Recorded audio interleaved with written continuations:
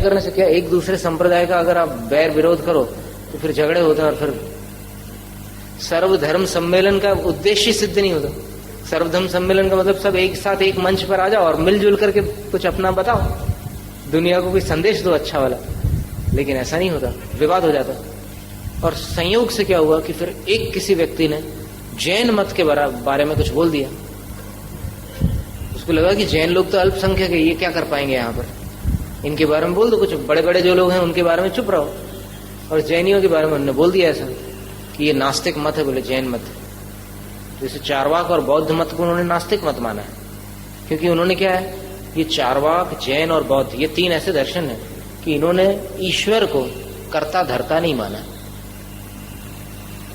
ईश्वर को तो माना है, लेकिन ईश्वर दुनिया के कर्ता धर्ता है, ये बात जैन मत में नहीं मानी गई, बौद्ध मत में नहीं मानी गई, चारवाक मत में नहीं मानी गई। तो अब ऐसी स्थिति में उन्होंने ऐसे नास्तिक कह दिया जैनों को। तब फिर जैन विद्वान वहां पर मौजूद थे, उन्होंने कहा कि सभापति के निर्देश का उल्लंघन किया गया है, इसलिए अब जैन विद्वान होने के नाते मुझे इनके आक्षेप का उत्तर देना पड़ेगा, मैं सभापति की अनुमति चाहता हूं। सभापति ने बोला कि मेरे निर्देश का उल्लंघन किया गया है, इसलिए मैं जैन विद्वान को अनुमति देता हूं कि वो इनके आक्षेप का उत्तर दे। अब इनने उत्तर दिया कि जो वेदों को माने सो आस्तिक और न माने सो नास्तिक।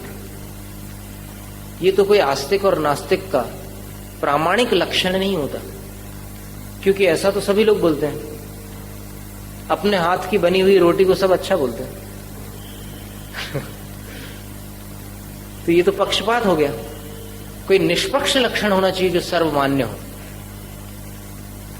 यदि किसी के पास हो तो फिर वो बोल सकता है। तो उस टाइम सब चुप थे, क्योंकि सबको ऐसा लग रहा था कि देखो इस्लाम को मानने वाले समझ रहे थे कि भाई इसमें हमारा लक्षण जो है वो भी एक संप्रदाय से बंधा हुआ लक्षण है। ईसाई मजहब को मानने वाले भी जानते थे कि भाई अब यहाँ पर भी बिलीवर और डिसबिलीवर, ये भी एक संकीर्ण दायरे का शब्द हो जाता है। तब फिर इन्होंने बोला विद्वान ने कि जो अस्थि को माने सो आस्तिक। आस्तिक शब्द पर ध्यान दीजिए, ठक प्रत्यय हुआ है अस्थि के साथ में, अस्थि शब्द में ठक प्रत्यय कर दो तो फिर आस्तिक शब्द बनता है। मतलब ये हुआ कि अस्थि विद्यते यस्य श्रद्धायाम स आस्तिक। शब्द व्याकरण की उत्पत्ति से देखो आप कैसे बनता है आस्तिक शब्द। तो बोले जिसकी श्रद्धा में अस्थि है वो आस्तिक है। और फिर आगे और खुलासा उसका इसका तो और खूब विस्तार कर सकते हैं। हमारे गुरुजी ने एक बार बोला था कुंडलपुर में कि जो अपने को अस्थि मानता है वो मिथ्या दृष्टि, और जो अपने को अस्थि मानता है वो सम्यक दृष्टि। क्या सुंदर बात है। मतलब जो अपने को शरीर मानता है, अस्थि तो उपलक्षण हो गया, तो शरीर क्या है, अस्थि मांस आदि का पुंज है। तो अपने को अस्थि समझने वाला मिथ्या दृष्टि। मिथ्या दृष्टि को दूसरे शब्दों में अपन नास्तिक कह सकते हैं। कोई आपत्ति है? कहीं आपत्तिजनक नहीं है, तो वो मिथ्या दृष्टि हो गया। और अपने को अस्थि मानने वाला, अस्थि यानी चैतन्य ध्रुव सत्ता वाला, पदार्थ मानने वाला आस्तिक है, सम्यक दृष्टि है। तो ऐसी जब व्युत्पत्ति की उन्होंने, तो फिर उन्होंने पूछा भी कि भाई सब लोग सहमत होगी नहीं इस बात से, शब्द व्युत्पत्ति क्या व्याकरण में किसी अन्य प्रकार से संभव है आस्तिक शब्द की? तो फिर बोले नहीं, ये बिल्कुल आप जो कह रहे हैं वो उचित है। तो फिर बोले जैन लोग कहाँ नास्तिक हुए? बोले हम लोग तो जो जैसा पदार्थ है उसको वैसा स्वीकार कर रहे हैं, तो फिर इसमें नास्तिकता कहां से आ गई?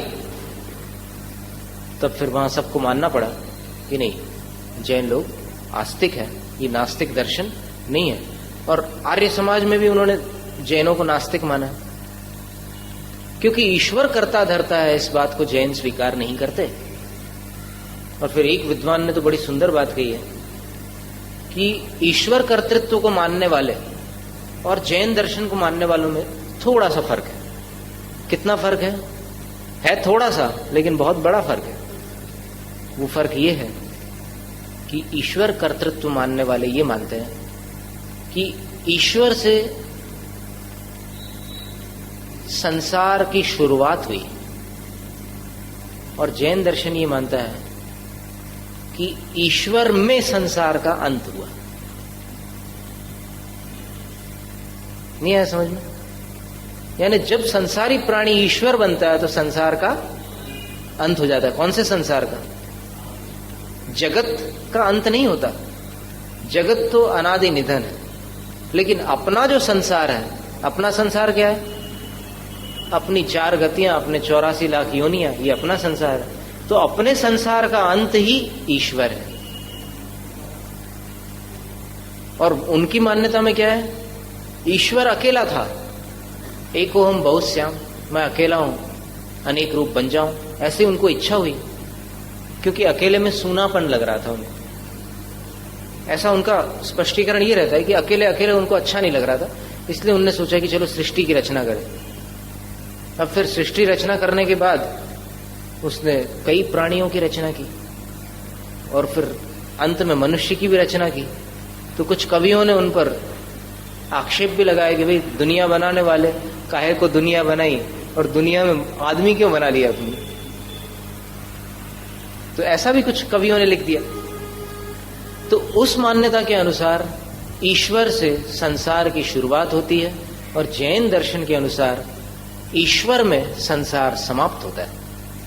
यानी जहां संसार का अंत है उस बिंदु का नाम है ईश्वर, और उनके मत में जहां संसार का प्रारंभ है उस बिंदु का नाम ईश्वर है। तो कितना फर्क पड़ गया दोनों में। तो इस प्रकार उन्होंने क्रिएशन को लेकर के 3 मान्यताओं का उल्लेख किया है। अब चार्वाक मत के अनुसार तो कुछ नहीं है, सब खाओ पियो मौज करो, यही मान्यता, eat drink and B Mary, खाओ पियो और मजे उड़ाओ। अब ये मान्यता ऐसा नहीं है, आप मत समझना कि भाई हम जैन परिवार में पैदा हो गए तो हमारी मान्यता तो अलग है। कभी कभी परिवार किसी मान्यता का होता है और अपने अंदर की मान्यता कुछ और होती है। इसीलिए कहते हैं कि मिथ्या दृष्टि अजैन भी होते हैं और जैन भी होते हैं। और जैन मिथ्या दृष्टि को सम्यक दृष्टि बनाना अधिक जटिल कार्य इसलिए होता है क्योंकि वो कभी अपने आप को मिथ्या दृष्टि नहीं समझते। जैन मिथ्या दृष्टि क्या समझता है? अपने आप को मिथ्या दृष्टि। वो अपने आप, अब जो सम्यक दृष्टि समझे अपने आप को, उसको कैसे सम्यक दर्शन है? वो ऑलरेडी सम्यक दृष्टि है, तो उसको समझाना ज्यादा कठिन होता है।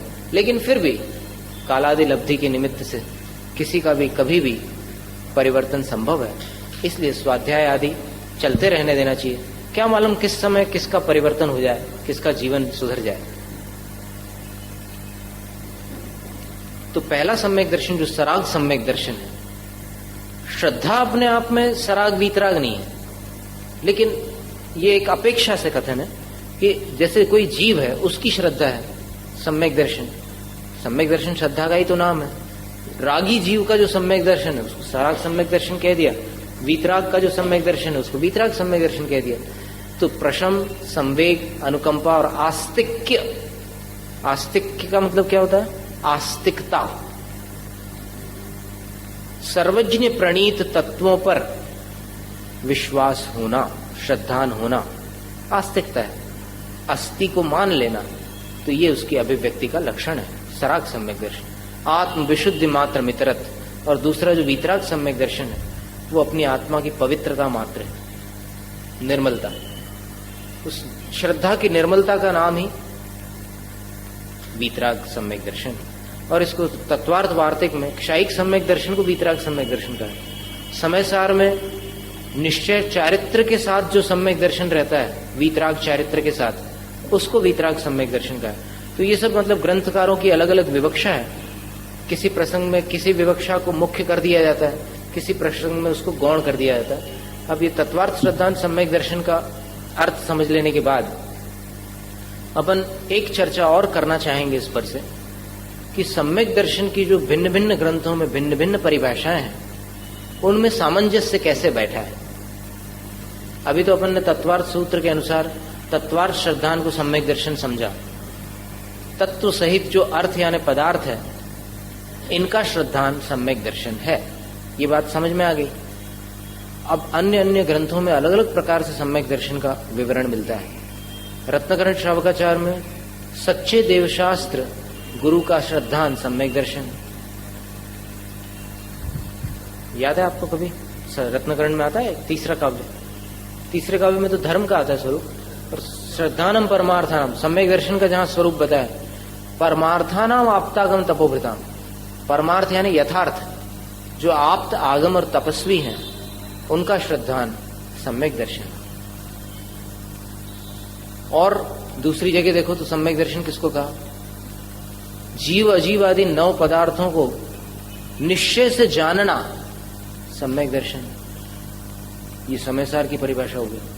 भूयत्थेणाभिगदा जीवा जीवाय पुण्य पावंच आसव संवर निज्जर बंधु मोक्षोय सम्मतम। ये सम्यक दर्शन की परिभाषा कहती समयसार में। और समयसार कलश में सम्यक दर्शन किसको कहा? एकत्वे नियतस्य शुद्ध नयतो व्याप्तुर यदस्य आत्मनः शुद्ध ज्ञान घनस्य दर्शन मिह द्रव्यांतरेभ्य पृथक सम्यक दर्शन में तदेव नियमाद आत्मा च तावानयम तन्मुक्त्वा नव तत्व संतति मिमाम आत्मायम एकोस्तु नः। समयसार कलश में छठा कलश जो है, उसमें आचार्य अमृतचंद स्वामी कहते हैं सब द्रव्यों से भिन्न एक अपनी आत्मा का जो श्रद्धान है वो सम्यक दर्शन है। इसलिए हम तो यही चाहते हैं कि पूरे 9 पदार्थ छूट जाएं और एक आत्मा हमें प्राप्त हो जाए। तो आत्मश्रद्धान को सम्यक दर्शन कह दिया। और कर्म सिद्धांत के ग्रंथों में क्या कहा? दर्शन मोहनी की जो प्रकृतियां हैं उनका उपशम, क्षय अथवा क्षयोपशम, ये करण होते हैं। 10 प्रकार के करणों में ये उपशम करण, क्षय करण, क्षयोपशम करण, इन करणों से उनके उदय का अभाव हो जाना। ये जो प्रकृतियां दर्शन मोह संबंधी कर्मों में, मोहनी कर्म के 2 भेद हैं, दर्शन मोहनी और चारित्र मोहनी। तो ये जो प्रकृतियां हैं, 7 प्रकृतियां, इनका उपशम, क्षय अथवा क्षयोपशम से होने वाली जो आत्मा में निर्मलता प्रकट होती है उसका नाम सम्यक दर्शन है। अब इतने सारे सम्यक दर्शन है शास्त्रों में, अलग अलग अनुयोगों में, तो फिर अपन क्या करें? कौन सा सम्यक दर्शन प्राप्त किया जाए? तो वास्तव में देखा जाए, सूक्ष्मता से अंदर जाकर के आप देखेंगे तो फिर ये सम्यक दर्शन का जो वर्णन है वो अलग अलग अनुयोगों में अलग अलग प्रकार से किया गया है। सम्यक दर्शन नाम की जो वस्तु है या भाव है वो अलग नहीं है।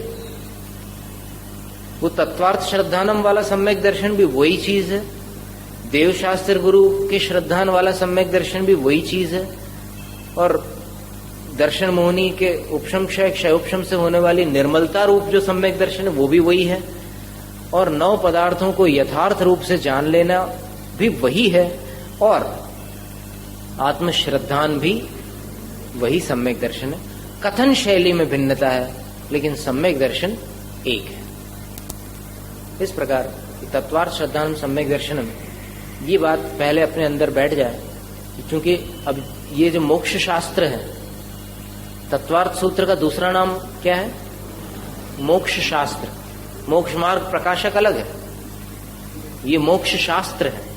तो मोक्ष शास्त्र में पहला अवयव जो है वो है सम्यक दर्शन। और अब इसी सम्यक दर्शन को और विस्तार से समझने के लिए आगे के सूत्रों में आचार्य उमा स्वामी महाराज और वर्णन करेंगे और पूज्यपाद स्वामी उसका और स्पष्टीकरण देंगे। अथ तत् सम्यक दर्शनम जीवादि पदार्थ विषयम कथम उत्पद्यते इति आह अत आह। अब कोई शंका करता है कि वह जो सम्यक दर्शन है, ग्रंथ का प्रारंभ तो आप जानते ही हैं, सम्यक दर्शन ज्ञान चारित्राणि मोक्ष मार्ग, यानी ये मोक्ष का उपाय है। अब उस मोक्ष के उपाय में सम्यक दर्शन का स्वरूप क्या है उसका स्पष्टीकरण पिछले सूत्र में हुआ था। और उसमें क्या कहा था? तत्वार्थों का श्रद्धांत सम्यक दर्शन। तत्वार्थ का अर्थ क्या था? भाव। तत्व यानी भाव और अर्थ यानी पदार्थ। तो भाव सहित पदार्थों का श्रद्धांत सम्यक दर्शन कैसे उत्पन्न होता है? तो उसके बारे में कहते हैं तन निसर्गा दधिगमाद्वा। सूत्र का उच्चारण भी आप कर सकते हैं, तन निसर्गा दधिगमाद्वा तत्सम्यक दर्शन। तत् माने वह कौन? सम्यक दर्शन, जो पिछले सूत्र में था ना, तत्वार्थ श्रद्धानम सम्यक दर्शनम। तत्सम्यक दर्शनम, वह सम्यक दर्शन निसर्गात यानी बगैर उपदेश के, पूर्व जन्म के किसी संस्कारवश वर्तमान में कोई ऐसी बात हो जाती है, घटित हो जाती है, तो फिर उत्पद्यते उत्पन्न हो जाता है।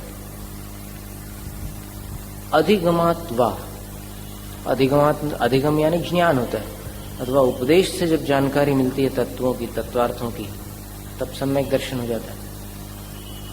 वैसे इसके जो बाह्य निमित्त की अपेक्षा से जो भेद हैं, प्रकार हैं, उनका आगे चल करके इसमें वर्णन स्वयं आचार्य महाराज करेंगे। बहुत सुंदर ग्रंथ है ये, और हमारे गुरु के गुरु कहते थे कि इसको 108 बार पढ़ना चाहिए। 108 बार। कुछ विषय तो कठिन होते ही हैं, लेकिन कठिन समझ करके आप डर जाएं और फिर कायरता का प्रदर्शन करें, ये तो फिर उचित नहीं है। आपकी गृहस्थी में भी कुछ दिन तो कठिन होते हैं, छोड़ देते हैं कि आप दीक्षा ले लेते हैं, अभी तक तो आप गृहस्थ हैं। तो वो जो कठिनाई के जो प्रसंग होते हैं उनको भी निकालना चाहिए, मतलब उनको भी लगाना चाहिए, उसका भी अर्थ समझना चाहिए, और धीरे धीरे अभ्यास से सब कुछ हो जाता है। फिर आपके पास दूसरे लोग सजेशंस लेने आते हैं कि वे ऐसे मुसीबत आती है गृहस्थी में तो क्या करना, आप तो बुजुर्ग हैं, आपने तो दुनिया देखी, आपके बाल पक गए, कुछ मार्गदर्शन हमें भी दे दो। तो फिर आप दूसरों को भी समझाते हैं कि ऐसी स्थिति में ऐसा करना। उसी प्रकार स्वाध्याय करते करते जब कठिन प्रसंग आते हैं तो डरना नहीं, कोई चारा नहीं है। आप कहीं भटक लो दुनिया में, अंत में जिनवाणी माता की शरण में ही आना पड़ेगा। निसर्ग स्वभाव इत्यर्थ। निसर्ग माने स्वभाव। अब निसर्ग को मराठी भाषा में या फिर यहाँ प्रकृति को भी निसर्ग कहते हैं। प्रकृति जो है उसको भी निसर्ग कहते हैं, और उसको भी एक शक्ति जैसा मान लिया है लोगों ने। कुदरत बोलते हैं ना उर्दू में, उसका नियम अटल होता है। ये सारी बातें वो प्रकृति के जो नियम होते हैं, कायदे होते हैं, नेचर। यहाँ पर निसर्ग का स्वभाव, स्वभाव का मतलब यहाँ पर ऑटोमेटिक समझ लो आप, बिना उपदेश के जो हो जाए वो निसर्गज। अब सम्यक दर्शन के दो भेद होते हैं। वैसे एक तो सम्यक दर्शन सामान्य, तत्वार्थ श्रद्धानम सम्यक दर्शन। अब दो भेद करो तो तीन प्रकार से दो भेद हो सकते हैं। एक तो ये आगम के जो दो भेद हैं, उत्पत्ति की अपेक्षा से दो भेद। अगर बिना उपदेश के सम्यक दर्शन उत्पन्न हो रहा है, जैसे कोई जीव यहां से क्षयोपशमिक सम्यक दृष्टि था, लेकिन सम्यक दृष्टि होने के पूर्व आयु को बांध चुका था, नीचे चला गया, तो नीचे जाते समय क्षयोपशमिक सम्यक दर्शन तो साथ नहीं जाता। छेड़ाला में आपने जरूर पढ़ा, प्रथम नरक बिन षटभू ज्योतिषवान भवन षण्णारी। वहां पर प्रथम नरक माने पहले नरक तो जा सकता है सम्यक दर्शन के साथ, है ना, पर पहले नरक, अब बारीकी से अपन देखें तो फिर सिद्धांत की दृष्टि से पहले नरक हर सम्यक दृष्टि नहीं जाता। केवल दो प्रकार के सम्यक दृष्टि पहली पृथ्वी तक के जा सकते हैं। एक तो वेदक, कृतकृत्य वेदक जिसको कहते हैं, वो क्षयोपशमिक सम्यक दर्शन की अंतिम घड़ियों में होता है। क्षयोपशमिक सम्यक दृष्टि जीव है और क्षयिक सम्यक दर्शन प्राप्त करने वाला है। तो बस उसके जो आखिरी क्षण होते हैं उस समय जो बनती है स्थिति, कृतकृत्य वेदक उसका नाम होता है। वहां अगर किसी की आयु पूर्ण हो गई और पहले उसने नरक का बंध बांध लिया है तो फिर वो साथ लेकर के जाएगा। और दूसरा विकल्प क्या है कि जो क्षायिक सम्यक दृष्टि, राजा श्रेणिक है, कल की कथा में था, स्पष्ट था कि क्षायिक सम्यक दर्शन प्राप्त किया है उसने। तो अब जब यहां से मनुष्य आयु पूर्ण की और नरक गति में गया तो फिर वहां पर भी वो प्रथम नरक तक के गया और साथ में क्षायिक सम्यक दर्शन को ले गया। लेकिन बाकी जो सम्यक दर्शन, उपशम सम्यक के साथ तो मरण नहीं होता। द्वितीय उपशम अगर हो श्रेणी पर जाने वाले मुनियों का तो फिर उनको नीचे वाली गति नहीं होती, वो सिर्फ देवायु को छोड़कर और कहीं जाते नहीं। तो यहां अगर कोई जाता है,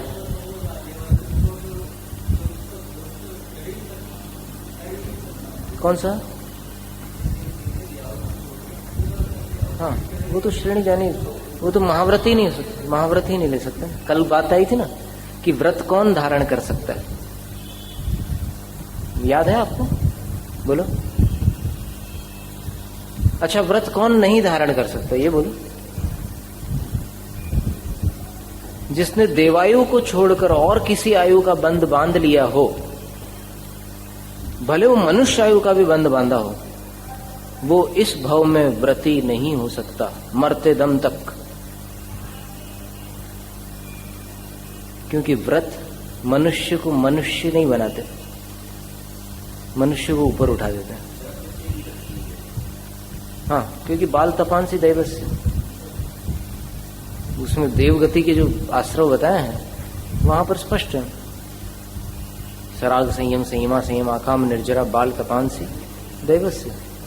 और बाल त्रप में मतलब उपलक्षण से अपन बाल व्रत ले लो, मिथ्या दृष्टि के व्रत भी नहीं ले सकते।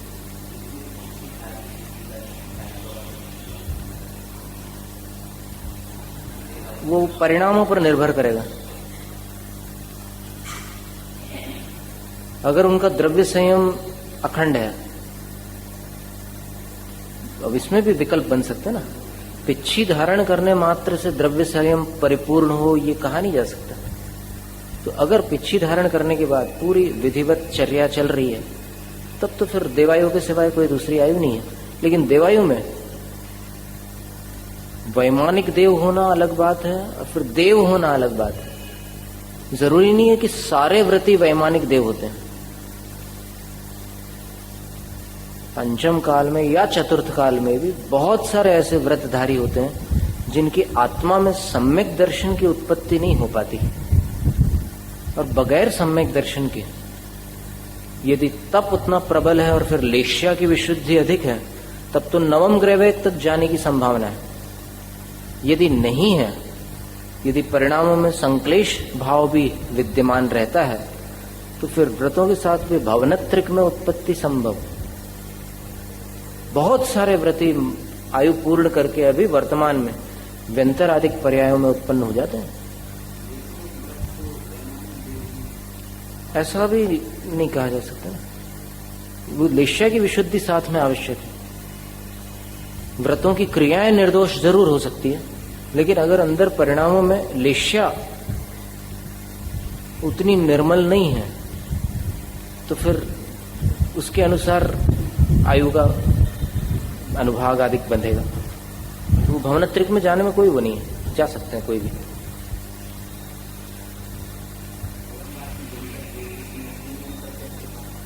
सबसे अच्छे तो कोई नहीं है।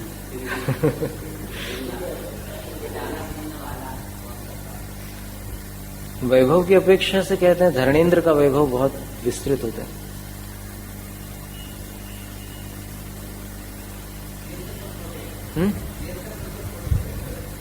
अब जैसा भी कहो।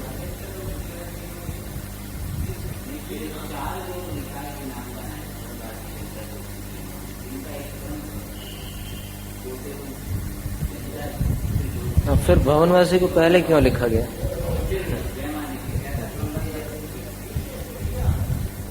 क्या है कि अगर खोटे पूछे अपन तो फिर सबसे खोटा तो वो माना जाएगा जो दूसरों को लड़ाए। वो भवनवासी देवों में एक अम्बावरीश जाति के देव होते हैं, वो नरकों में जा जाकर के लड़ाते हैं। बताइए, और वहां मान लो तीसरी पृथ्वी में जाकर के लड़ा रहे हैं, 2 राजू नीचे है तीसरी पृथ्वी, और उनको आयु का बंध हो रहा है, तिर्यंच आयु का है। देव लड़ा रहे हैं नरक वालों को और आयु बांध रहे तिर्यंच गति की। तो इसी ग्रंथ में आगे चल करके स्पर्शन मार अनुयोग आता है, जहां पर उसमें खुलासा है कि वह नीचे तीसरी पृथ्वी में लड़ाने वाला भवनवासी अंबावरीश देव वहां से मरकर सीधे 9 राजू ऊपर सिद्धशिला जो है ना, वहां जाकर पृथ्वी का एक जीव बन गया, एकेंद्रीय जीव।